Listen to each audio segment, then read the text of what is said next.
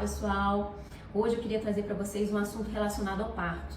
Eu queria dizer para vocês que eu sou super pró parto normal, parto humanizado, eu gosto de fazer, tá? Faço e gosto de fazer. E já está mais que comprovado que o parto normal é o melhor parto para a mulher e para o bebê, né?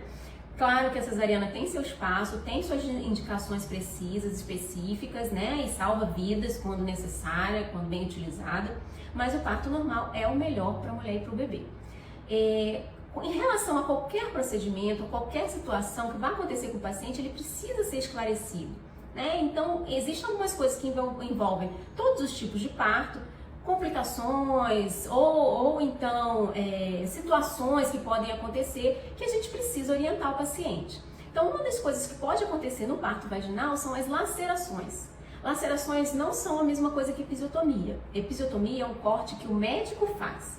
As lacerações são lesões no tecido que acontecem espontaneamente. Então não é ninguém que fez, ninguém foi lá e cortou. Durante a passagem do bebê mesmo, há laceração do tecido da vulva, do períneo. Então são coisas espontâneas, tá? E eu vou falar um pouquinho para vocês o que são essas lacerações e quais os tipos dela, tá? Bom, então aqui nós temos um períneo íntegro, né? Essa aqui é a vulva. Isso aqui é o ânus, essa região entre a vulva e o ânus, né? Aqui nós já temos uma laceração de primeiro grau. Então aqui você tem, isso aqui é ampliado essa parte de cá, tá, gente? Daqui para baixo. Então aqui você já tem uma lesão ou de pele apenas ou de mucosa, que é essa parte rosinha, né? E aí, aqui você tem o ânus, então a laceração de primeiro grau é apenas pele ou mucosa, ela nem sempre precisa de sutura, somente se ela estiver distorcendo a anatomia ou se estiver sangrando. Aqui nós temos uma laceração de segundo grau, que é o que? Você tem laceração de pele, mucosa e também de musculatura, tá? Mas essa musculatura não envolve a musculatura anal, tá? A musculatura anal, esse aqui é o esfíncter anal externo. Esse aqui é relacionado ao ânus e ele tá íntegro, essa musculatura. Então essa é uma laceração de segundo grau. Essa aqui, dependendo, às vezes também não precisa, dependendo do seu tamanho, não precisa de sutura. Mas a maior parte vai necessitar. Aqui nós temos uma laceração de terceiro grau, que já tem laceração de pele, mucosa, da musculatura aqui. E também, ó, o nosso esfíncter que estava íntegro aqui, ó, já lacerou o esfíncter também. Já pegou musculatura de esfíncter anal. Esse aqui é uma laceração de quarto grau, que a gente já tem laceração de mucosa, de pele, da musculatura, do esfíncter anal. E além disso, ó, rompeu o esfíncter anal, aqui é o ânus, né? Então aqui também rompeu a mucosa retal. Tá? Então aqui a gente já lesionou a parede do reto da paciente, tá? Então aqui, períneo íntegro, uma laceração de primeiro grau, uma laceração de segundo grau, que mantém o esfíncter anal íntegro, uma laceração de terceiro grau, onde já tem lesão de esfíncter, e uma laceração de quarto grau, onde você tem lesão tanto de esfíncter quanto de mucosa retal. A frequência de lacerações no parto é alta, é em torno de 53% a 79%. Só que nós vimos que as lacerações ela tem graus diferentes e quanto maior o grau, maior a gravidade. Então a gente tem as lacerações de primeiro e segundo grau, que são mais tranquilas, menos graves, e a de terceiro e quarto grau, que são mais graves.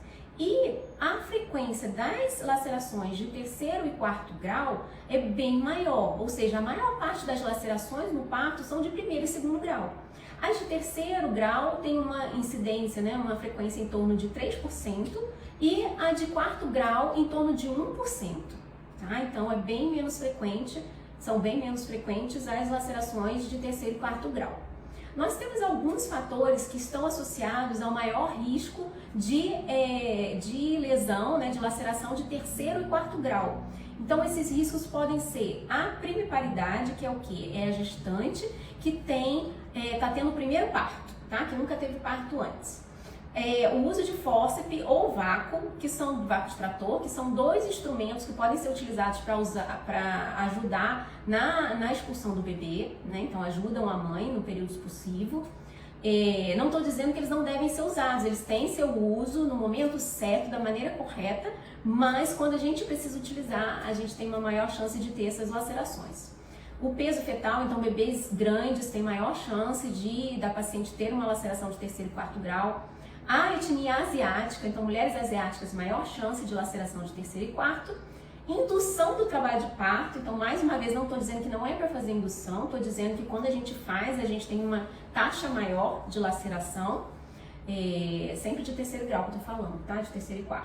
E quando a gente precisa fazer também a aceleração do parto, geralmente usar ocitocina, isso também está associado ao aumento de risco de laceração mais grave.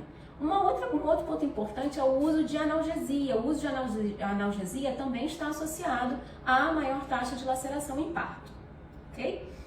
Bom, existem algumas coisas que a gente pode fazer para tentar diminuir a chance de laceração. Então, o que eu estou falando, eu não tirei da minha cabeça, não ouvi em algum lugar, eu estou tirando de informações científicas, tá? De trabalhos científicos. Então, o que a gente viu de positivo nos trabalhos é o uso de compressa morna no períneo, no segundo período do trabalho de parto. O segundo período do trabalho de parto é o período expulsivo, período que vai da dilatação total, ou seja, 10 centímetros, até a expulsão do bebê. Então, nesse período, o uso de compressa morna ali no períneo pode diminuir a chance de lacerações, tá? Foi significantemente estatística, teve significância estatística nos trabalhos científicos, tá? Agora, a gente tem uma questão em relação à posição. Nós sabemos que as posições verticalizadas, né, posição mais, não ficar deitada a mulher, mas mais vertical, estão associadas com uma menor taxa de episiotomia, tá? E menor taxa de parto instrumentalizado, usar fórceps ou vácuo extrator. Então isso é um ganho enorme, tá? A gente vai continuar utilizando as posições verticalizadas. Só que elas estão associadas a maior número de laceração. Só que essas lacerações relacionadas às posições verticalizadas e lateralizadas também são lacerações de 1º e 2º grau. Então a gente não se preocupa muito com isso, não são lacerações mais graves de 3º e 4º grau. Uma outra coisa que a gente também pode utilizar, alguns estudos mostraram significância estatística, outros estudos não, então assim, não é consenso de que tenha realmente um ganho com o uso delas, que é a massagem perineal, tá? Eu vou mostrar para vocês como a gente faz a massagem perineal. Ela deve ser feita também no segundo período, no período expulsivo, pode ser feita pela mulher, pode ser feita pelo médico, pode ser feita por seu acompanhante também. Eu vou demonstrar então aqui com esse modelo de vulva como é que a gente faz a massagem perineal, tá? Então você pode usar inicialmente um dedo só e pode ser feita tanto pela mulher, quanto pelo seu companheiro, quanto pelo seu acompanhante, como pelo médico, tá? No momento que ela estiver lá no trabalho de parto. Bom, então a gente tem sempre que lubrificar bem o dedo, a unha bem cortadinha, bem curtinha, tá, gente? Porque senão vai machucar. A gente vai fazer o quê? Vai introduzir o dedo e aí a gente vai pegar e empurrar essa parte inferior aqui da vulva para baixo, em direção ao ânus, tá? A gente aperta a musculatura e abaixa, aperta e abaixa, tá certo? Então você faz isso aqui uns 10 minutinhos, se der, uns 5 minutinhos e vai empurrando para baixo. No segundo momento você vai fazer o movimento de U, tá? Então você vai colocar o dedo e aí vai também empurrando para baixo, mas indo para a lateral da vulva, ó. Tá? De um lado e do outro, de um lado e do outro, de um lado e do outro. Tá? Então, olhando aqui assim por baixo, deixa eu tentar fazer ao contrário para vocês verem, tá? Não é assim, tá, gente? O dedo, lógico, não vai entrar assim, mas só para vocês verem qual é o tipo de movimento. Então, assim, ó, para baixo, tá? E para lateral, ó. É isso aqui que vai fazer, tá? Só que, logicamente, dessa maneira, né? Eu fiz do outro jeito só para vocês conseguirem enxergar melhor. E a outra coisa que você pode fazer é com os 2 dedos, se você se sentir confortável. Então, você pode usar os 2 dedos, introduzir os 2 dedos, empurrar para baixo da mesma maneira e depois fazer o U, ó. Pra cima e pra baixo, pra cima Pra cima e pra baixo. Pra cima e pra baixo, tá?